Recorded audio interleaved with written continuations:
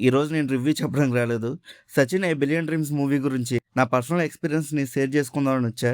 ఎందుకంటే ఈ సినిమా ఇప్పుడు తెలుగు డబ్బింగ్‌తో ఆహాలో స్ట్రీమింగ్ అవుతుంది. అది చూసిన వెంటనే నా ఓల్డ్ మెమోరీస్ గుర్తుకొచ్చాయి. అప్పట్లో నాకు సచిన్ అంటే చాలా ఇష్టం. క్రికెట్‌లో నా ఫేవరెట్ ప్లేయర్. 2016 అండ్ 17 టైమ్‌లో బాలీవుడ్‌లో back to back cricketers biopics వచ్చాయి. ముందు 'హజార్' మీద బయోపిక్ వచ్చింది. కానీ అది అంతగా పెర్ఫార్మ్ చేయలేదు. ఆ తర్వాత 'ఎంఎస్ ధోని' రిలీజ్ అయ్యి పెద్ద బ్లాక్ బస్టర్ అయింది. ఇండియా మొత్తం సూపర్ హిట్ అయింది. ధోని మూవీ తర్వాత క్రికెటర్స్ బయోపిక్ మీద మంచి హైప్ క్రియేట్ అయింది. ఆ ఊపులోనే సచిన్ మీద బయోపిక్ వస్తుందని అనౌన్స్మెంట్ వచ్చింది. నేను అప్పట్లో చూసి చాలా హ్యాపీగా ఫీల్ అయ్యా యాజ్ ఎ ఫ్యాన్. కానీ అప్పట్లో నాకు ఒక ఇంపార్టెంట్ విషయం తెలీదు. అది నార్మల్ బయోపిక్ కాదు, డాక్యుమెంటరీ ఫిల్మ్ అని. అప్పట్లో మన దగ్గర ఇంటర్నెట్ యూస్ కూడా అంతగా ఉండేది కాదు. జియో కూడా అప్పుడు కొత్తగా లాంచ్ అయింది. యూట్యూబ్లో ట్రైలర్స్ చూసే రోజులు కావవి. మోస్ట్లీ టీవీలోనే ప్రోమోస్ చూసేవాళ్ళం.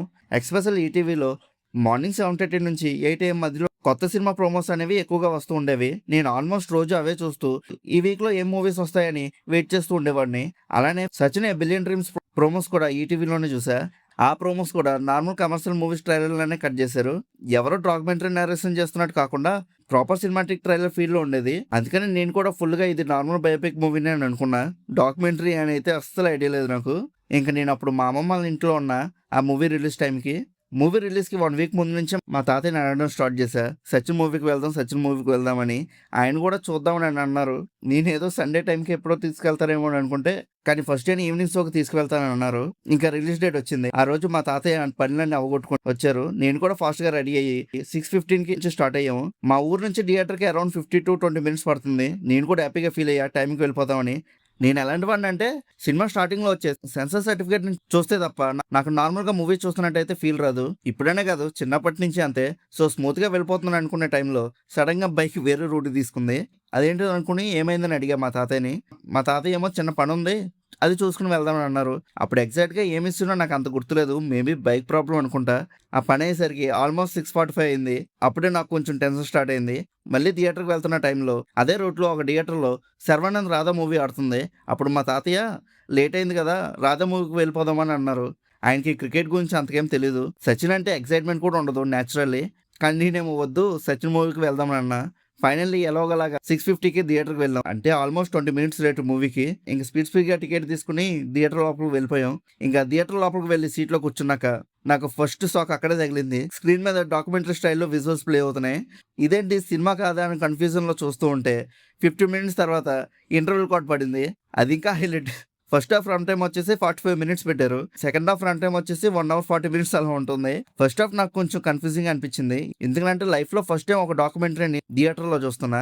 అది కూడా సచిన్ బయోపిక్ అని ఎక్స్‌పెక్ట్ చేసి వెళ్ళిన తర్వాత ఇంకో బిగ్గెస్ట్ షాక్ ఏంటంటే థియేటర్‌లో మొత్తం కలిపి మొత్తం మేబీ 5 మెంబర్స్ ఉంటారు అంతే. Almost empty theatre. First half అయ్యాక నేను కాంప్రమైజ్ అయ్యా. సరే ఇది నార్మల్ మూవీ కాదు డాక్యుమెంటరీ. సో ఆ టైప్‌లోనే చూద్దామని ఫిక్స్ అయ్యా. కానీ హానెస్ట్‌గా చెప్పాలంటే సెకండ్ హాఫ్ నుంచి మూవీ నన్ను చాలా బాగా ఇన్వాల్వ్ చేసింది. Sachin first test matches, world cup pressure, personal life moments, injuries, retirement emotions, especially original match ఫుటేజెస్‌ని బిగ్ స్క్రీన్ మీద చూడడం చాలా డిఫరెంట్ ఎక్స్‌పీరియన్స్ ఇచ్చింది ఆ టైంలో. టీ20 matches visuals, world cup celebrations, crowd reactions, టీవీలో చూసే ఫీలింగ్, థియేటర్‌లో చూసే ఫీల్‌కి చాలా డిఫరెన్స్ ఫీల్ ఇచ్చింది. ఓవరాల్‌గా నాకు మూవీ బానే అనిపించింది. కానీ మా తాతయ్యకి మాత్రం ఫుల్ బోర్ కొట్టింది మూవీ. ప్రతి 20 నిమిషాలకి వెళ్ళిపోదామా? వెళ్ళిపోదామా? అని అడుగుతూనే ఉన్నారు. ఆయనకి సినిమా అర్థం కాలేదు.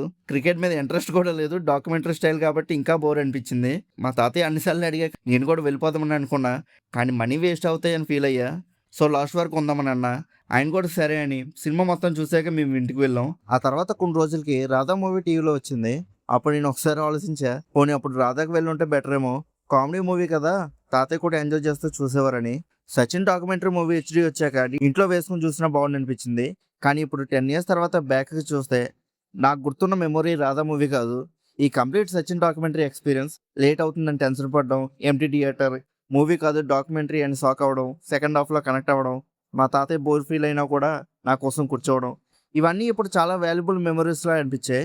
అండ్ ఫన్నీ థింగ్ ఏంటంటే ఈ డాక్యుమెంటరీ ఓటీటీలో ప్రాపర్ తెలుగు డబ్బింగ్‌తో రావడానికి ఆల్మోస్ట్ 10 ఇయర్స్ పట్టింది. సోనీ లివ్‌లో కొన్ని ఇయర్స్ బ్యాక్ వచ్చింది కానీ తెలుగు ఆడియోలో లేదు. ఇప్పుడు ఫైనల్లీ ఆహాలో తెలుగు డబ్బింగ్‌తో స్ట్రీమింగ్ అవుతుంది.